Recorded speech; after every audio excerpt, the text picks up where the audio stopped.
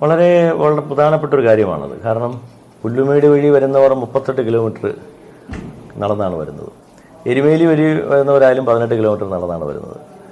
ഈ നടന്നു വരുന്നവർക്കൊരു പരിഗണന വേണം. അത് ഇന്നലെ ബഹുമാനപ്പെട്ട ADM-ന്റെ നേതൃത്വത്തിൽ കൂടിയ അവലോകന യോഗത്തിൽ വന്നൊരു വിഷയമാണത്.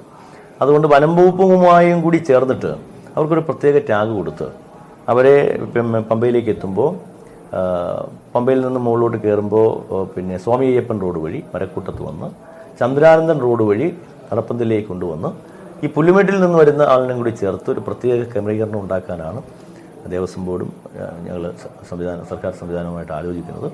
അതിനെ വനം വകുപ്പുമായി കൂടി ചേർന്നുകൊണ്ട് വളരെ പെട്ടെന്ന് ആ പദ്ധതി നടപ്പിലാക്കണമെന്നാണ് ഞങ്ങൾ വിചാരിക്കുന്നത്.